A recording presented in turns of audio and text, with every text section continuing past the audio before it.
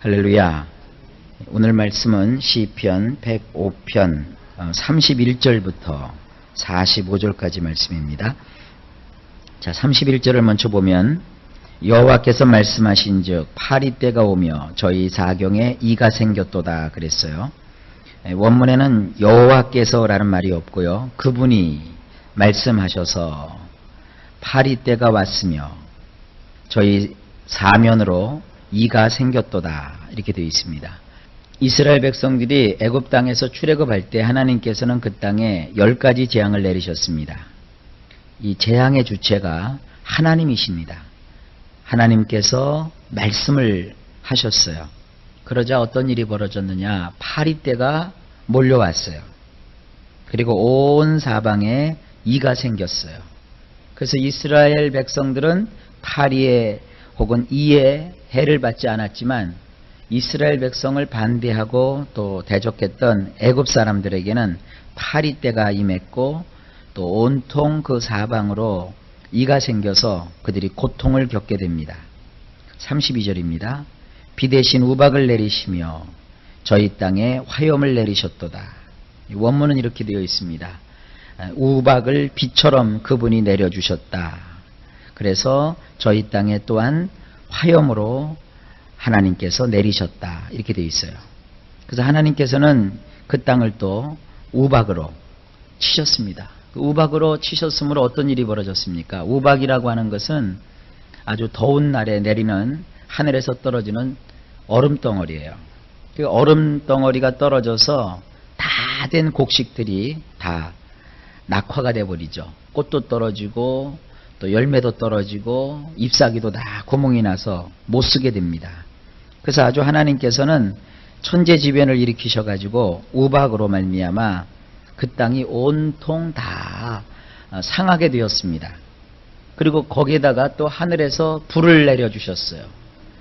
우박이 떨어져서 가까스로 지은 농사를 다 망치게 되었고, 그리고 망쳤던 농사뿐만 아니라 그 땅에 있는 것을 불을 보내셔가지고 불로 또 다 태워버리셨다는 거예요. 그뿐만 아닙니다. 33절에 보게 되면 그분이 그들의 포도나무와 무화과 나무를 치셨으므로 그들의 지경에 있는 나무들을 또 찍어버리셨도다. 포도나무와 무화과 나무도 하나님이 치셨고 또 그들의 지경에 있는 나무들을 다 찍어버리셨어요. 34절입니다. 그분이 말씀하시자 메뚜기들과 수를 셀 수 없는 유충들이 들어왔도다. 우리 성경에는 여호와께서 말씀하신즉 황충과 무수한 메뚜기가 이르렀다 그랬는데 원문을 보면 메뚜기 떼들과 더불어서 유충들이 들어왔어요. 그 메뚜기 떼들은 들어와 가지고 벼를 다 우리나라 같은 경우도 보면 갉아먹지 않습니까? 나달이고 뭐 이삭이고 할 것 없이 메뚜기 떼가 확 다 먹어버려요. 그래서 동시에 유충이라고 하는 것은 벌레예요. 벌레가 생겨가지고 그 벌레가 다 그 싹이고 뭐고 다 갉아먹어버렸다는 거예요. 그래서 35절에 보면 그래서 그들의 땅에 있는 모든 채소를 먹어치웠으며 그들 토지의 열매들을 먹어치웠느니라. 하나님께서 다 이런 재앙을 보내시는 겁니다. 36절 그분이 그들의 모든 첫 태생을 치셨으니 이는 그들의 모든 기력의 시작이로다. 마지막 재앙이죠. 마지막 재앙은 애굽 땅에 있는 첫 태생들을 하나님이 다 죽이시는 거예요. 사람의 첫 태생뿐만 아니라 온갖 생축의 첫 태생도 하나님께서 다 치셔서 죽음의 천사가 내려와 가지고 그들의 목숨을 다 앗아가 버리는 이런 그 재앙을 내리십니다. 이것이 6월절 재앙이죠. 그래서 결국 어떻게 됩니까? 37절에 보면 그분이 그들을 인도하여 금과 은을 가지고 나오게 하셨으니 그 지파 중에 기진맥진한 자가 하나도 없었더라. 하나님께서는 애굽에서 이스라엘 백성들을 출애굽시킬 때 빈털터리로 나오지 않게 하셨습니다. 그곳에서 금과 은을 취하여 가지고 나오게 하셨고 또 이스라엘의 12지파 중에서 어떤 지파도 또 어떤 사람도 기진맥진하거나 힘들어 지치질 않았습니다. 그들에게 하나님이 힘을 주셨던 것이죠. 38절 그들이 떠나는 것을 애굽도 좋아했으니 이는 두려움이 그들 위에 임하였기 때문이니라. 이스라엘 백성들을 애굽에서 내보내지 않으니까 하나님께서 계속 연줄 재앙과 재난을 그들에게 보내주셨어요. 그러니까 이제 애굽 사람들이 학지를 띠는 거예요. 제발 저 유태인들을, 이스라엘 사람들을 우리 땅에서 나가게 해야 되겠다. 저들을 우리가 잠깐 붙잡아서 우리의 노예로 삼아서 우리의 필요를 따라 그들을 부리는 것도 좋았지만, 그러나 이제 더 이상 저들을 두었다가는 우리가 제명에 살지 못하겠다. 봐라, 들의 곡식이 하나도 남아있지 않는다. 또 벌판에 채소도 하나도 남아있지 않는다. 그리고 하늘을 봐도 온통 재앙이고, 심지어는 우리의 장자도 다 죽었고 우리의 짐승의 새끼들도 첫 태생이 다 죽었다. 이랬다가는 우리나라가 완전히 멸망당할 수밖에 없을 거다. 이런 두려움이 그들에게 임했어요. 그래서 하나님의 그 능력 앞에 꼼짝 못하고 애굽 땅에서 이스라엘을 내보내는 일을 애굽 사람들이 좋아했다는 거예요. 39절, 그분이 구름들을 펴서 덮으시고 불로 밤을 환하게 밝히셨느니라. 자, 애굽 땅에서 그들을 나오게 하신 것도 하나님이시고, 그들이 이제 사막에 들어가서 광야 생활을 하는 동안 하나님께서는 그 뜨거운 사막의 열기 가운데 구름을 펴서 그들을 덮어주셨고, 그리고 그 캄캄한 밤중, 그리고 그 춥고 오슬오슬한 그 어두운 밤에 하나님께서 불을 보내사 밤을 환하게 밝혀주셨고, 또 따뜻한 열기로 그들을 보호해 주셨습니다. 그리고 40절에 보면 그들이 요구하자 메추라기로 오게 하셨고 하늘 양식으로 그들을 만족해 하셨도다. 그리고 41절, 그분이 반석을 여시니 물이 콸콸콸 넘쳐나와 마른 땅에 강같이 흘렀도다. 자, 이게 지금 뭡니까? 이스라엘 백성들이 기근을 만났어요. 근데 그 기근을 만나기 전에 하나님께서는 어제 보니까 요셉이라는 사람을 애굽 땅에 미리 보내셨어요. 그리고 그 요셉이라는 사람을 애굽 땅에 미리 보내서 그곳에서 이스라엘이 큰 민족을 이루게 되었어요.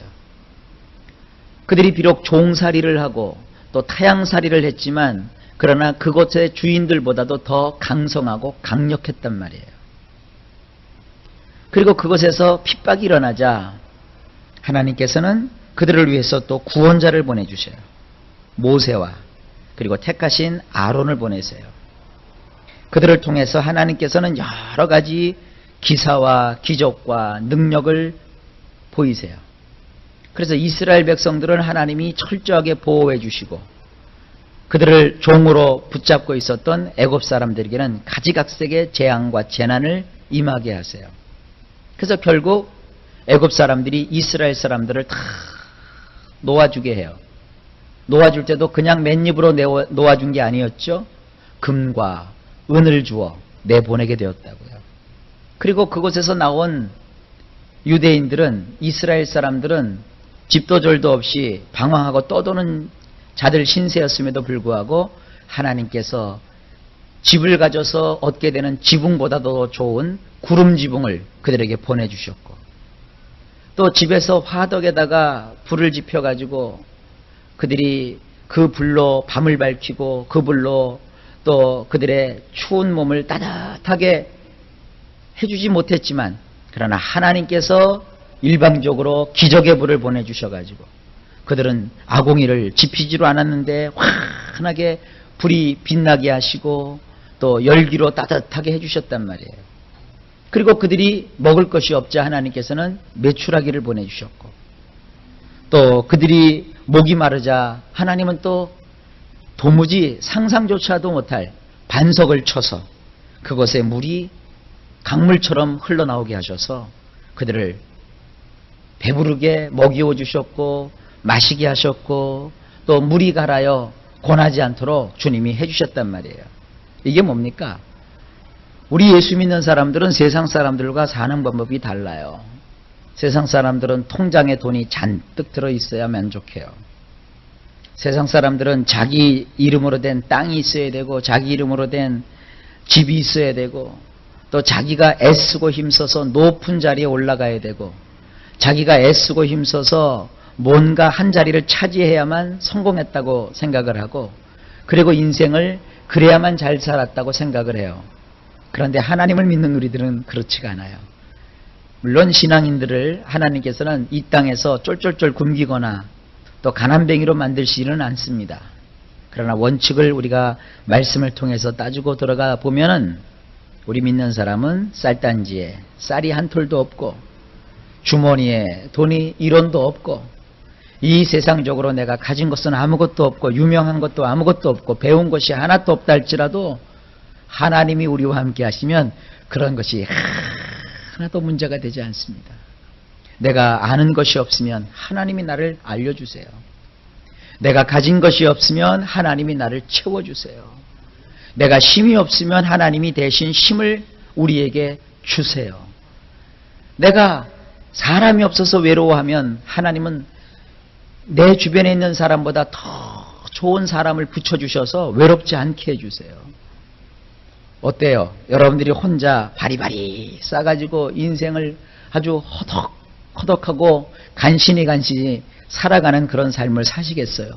아니면은 나는 가진 것이 없어도 하나님이 나에게 필요한 때 시절을 조차 돕는 은혜를 베풀어 주셔서 하나님이 주시는 그 은혜를 받아서 이 세상을 하루하루 살아가시겠어요? 물어보나 마나 우리는 두 번째지요. 내가 가지고 있는 능력과 재능을 가지고 이 세상을 살아간다면 우리는 며칠 못 가서 쓰러지고 넘어질 수밖에 없어요. 그러나 하나님이 공급해 주시는 힘으로 살아간다면 우리는 천국을 가는 그날까지 무엇 하나 부족함이 없이 살아갈 수가 있는 것입니다. 이게 놀라운 신앙의 비결이에요. 성경을 보세요. 여호와는 나의 목자시니 내가 부족함이 없으리로다. 하나님을 믿는 사람은 부족함이 없다고 그랬어요. 그리고 하나님을 믿는 사람은 이 땅에서 줄여 죽는 적이 없다고 그랬어요. 하나님을 믿는 사람은 시절을 조차 하나님이 베풀어 주시는 그 돕는 도움을 받게 된다고 했어요. 철저하게 우리의 신앙이 하나님 중심으로 하나님을 의지하고 하나님의 뜻대로 살아가면 하나님께서 나도 알지 못했고 상상하지도 못했던 그런 도움을 베풀어 주시고 어떤 일을 당하든지 감당하게 하시고 무슨 일을 만나든지 이기게 하시고 승리할 수 있게 해 주시는 거예요. 근데 우리는 자꾸 쌓아놓고 왜 나는 저 사람만큼 가지고 있지 못합니까?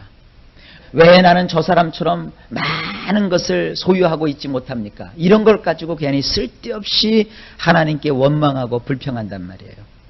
우리는 그래서는 안 됩니다. 하나님이 비록 내가 가진 것은 없다 할지라도 필요할 때 필요한 만큼 나에게 공급해 주신다는 믿음을 가지고 하나님을 바라보는 이런 신앙인들이 되어야 될 줄로 믿습니다. 정말로 중요한 신앙입니다. 자 보세요. 그래서 42절 왜냐하면 그분께서 그분의 종인 아브라함과 맺으신 그분의 거룩한 약속을 기억하셨기 때문이라. 여러분 하나님은 우리에게 거룩한 약속을 해주셨고 그 약속을 기억하세요. 성경에 뭐라고 되어 있습니까? 너희가 무엇이든지 내 이름으로 구하면 내가 시행하리라 그랬어요. 볼지어다 내가 세상 끝날까지 너희와 항상 함께 있으리라. 우리는 아무것도 두려워할 것이 없고 아무것도 염려할 것이 없어요. 여러분 혹시 오늘 이 시간에도 뭐가 염려스럽고 뭐가 걱정된다면 그거 하나님이 기뻐하시는 거 아닙니다. 그 기도로 다 내려놓으세요. 그리고 하나님께서 여러분들의 인생 속에 놀라운 일들을 채워주실 것을 믿으세요.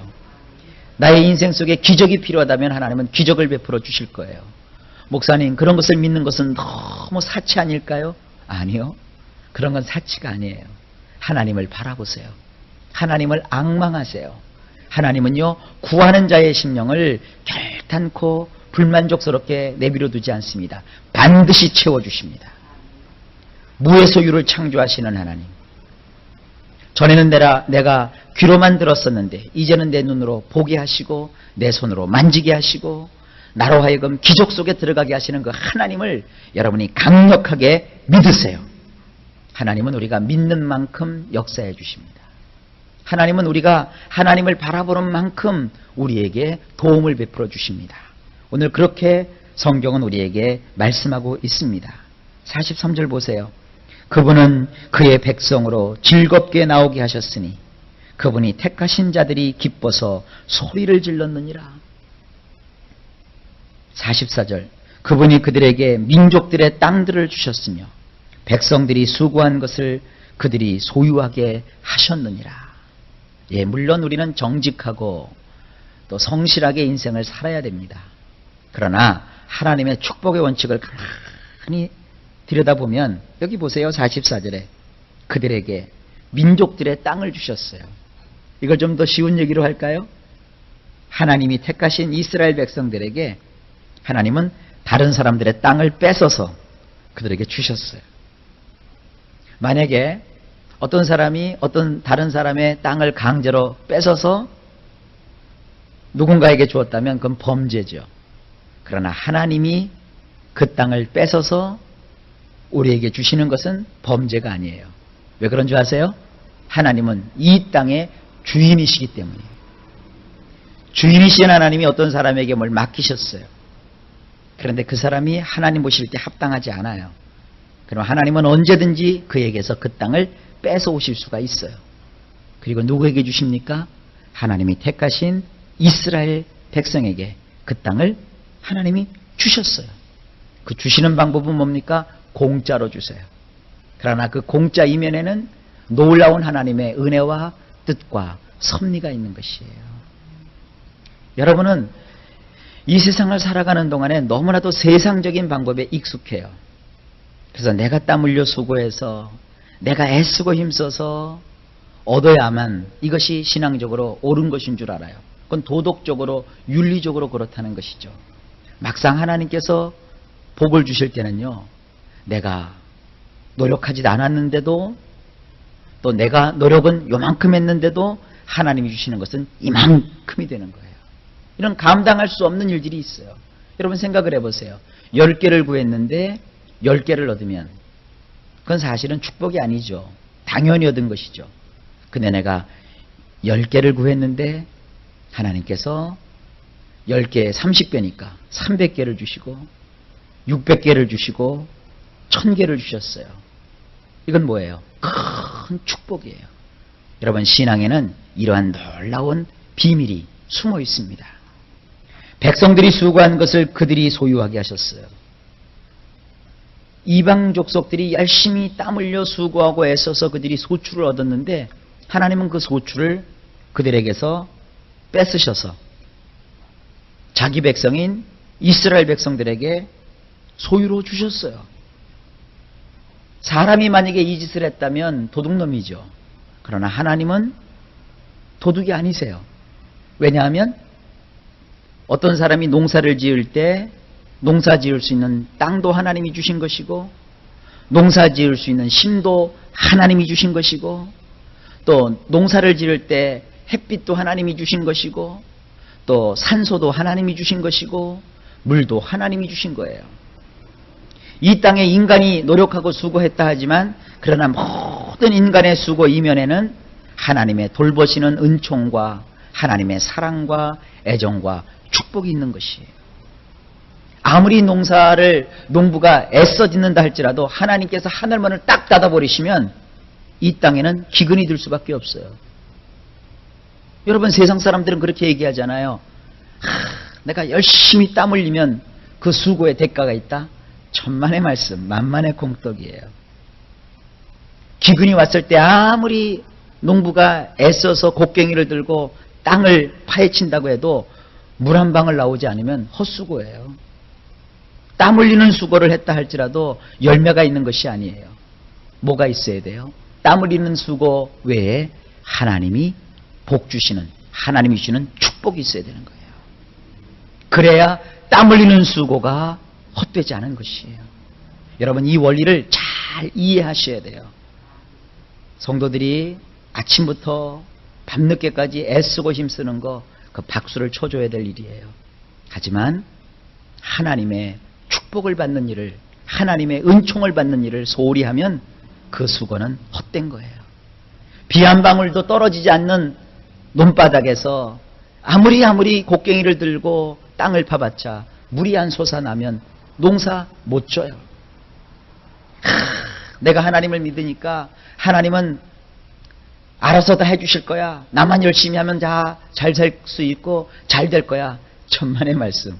그런 법은 없어요. 여기 있잖아요. 하나님이 함께 해주셔야 돼요. 그래서 우리 신앙인들은요, 하나님이 함께 해주시는 것이 얼마나 소중한지 몰라요. 그래서 우리는 세상 사람들은 하루 종일 일해야 된다고 가르칩니다. 심지어 이런 얘기도 듣죠. 야, 너 하루 벌어서 하루 먹고 사는 놈이 주일날이라고 교회 가서 그렇게 세상 사람들 그러더라고요. 나자빠져 있으면. 우리가 교회 가서 나자빠져 있어요?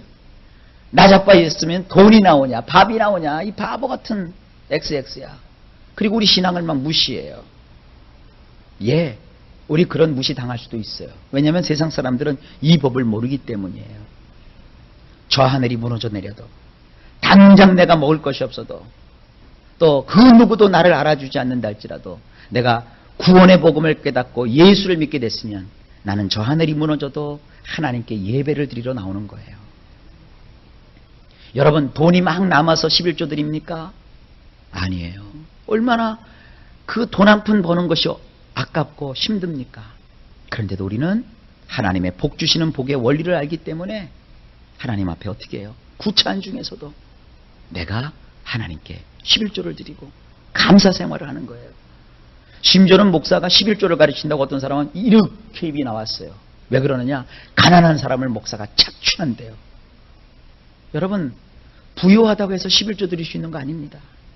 가난한 사람들을 목사가 인간적인 마음으로 봐준다고 아이고 가난하니까 11조 드리지 마세요. 가난하니까 그냥 대충대충 섬기세요. 물론 때로 목사가 너무 인간인지라 연약하고 불쌍해서 그럼 믿음이 올 때까지 좀 기다립시다. 이렇게 해줄 수 있어요. 그러면서도 목사는 돌아서서 하나님, 그 성도가 11조를 드릴 수 있는 믿음을 주세요. 이렇게 기도를 해요. 왜 그런 줄 아세요? 가난하다고 하나님 봐주시는 거 없어요. 가난한 사람은 지금 없어서 부족하지요. 부자들도요, 돈 쓸 일은요 더 많아요.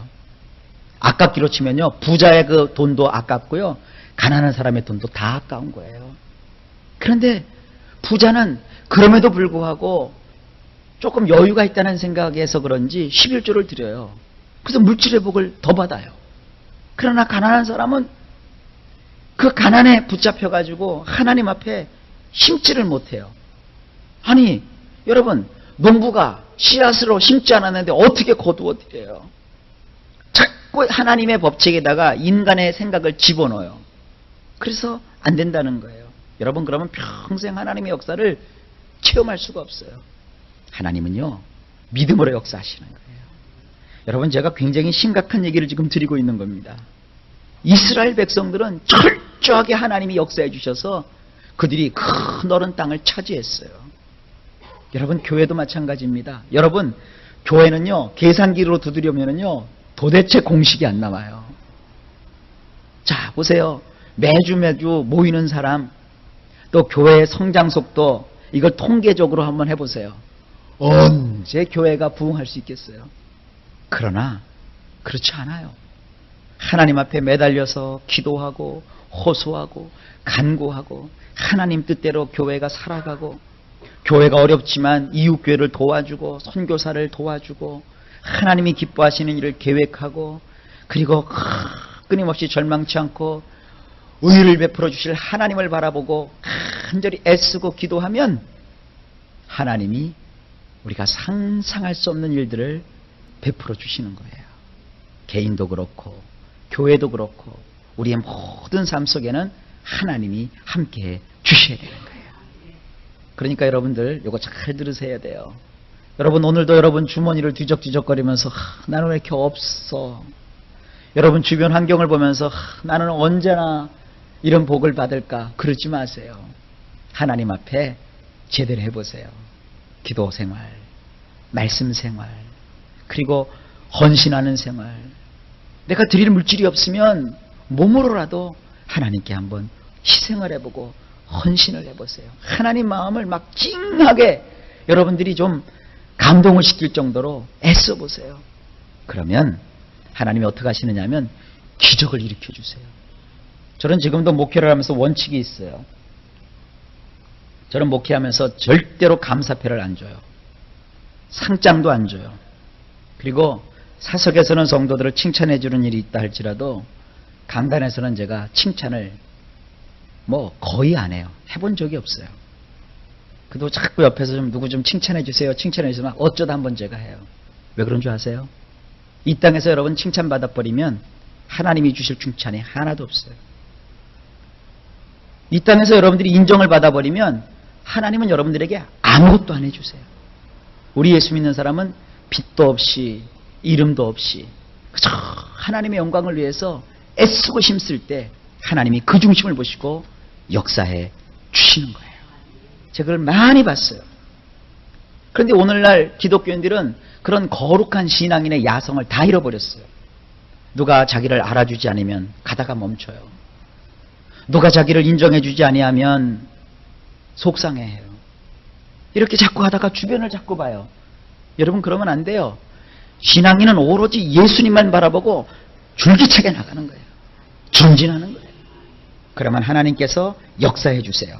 45절 말씀입니다. 이렇게 하시면 그들이 그분의 율례를 지키며 그분의 율법들을 순종하도록 하려는데 있도다. 할렐루야. 요거예요. 이게 축복의 비결이에요. 그분의 율례를 지키는 거예요. 그분의 율법들을 순종하는 거예요. 여러분 이 율례와 율법이라고 하니까 여러분들은 꼭 십계명 또 구약의 무슨 율법만 생각하는데 생각해 보세요. 첫째가 뭐예요? 나 외에 다른 신을 내게 있게 말라. 너는 하나님의 이름을 망령되이 일컫지 말라. 이게 다 십계명이 연결이 되거든요. 그것이 하나님의 종 엘리야 때, 엘리사 때 그런 일들이 많았어요.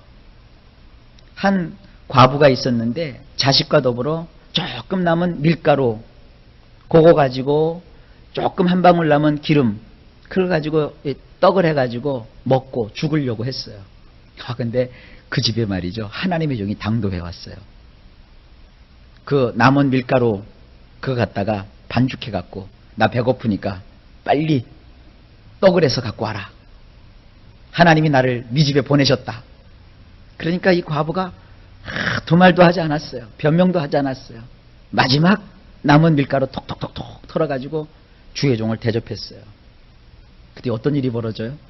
가뭄이 다 끝날 때까지 통에 밀가루가 떨어지지 않고 병에 기름이 떨어지지 않는 축복이 그 가정에 일어났어요.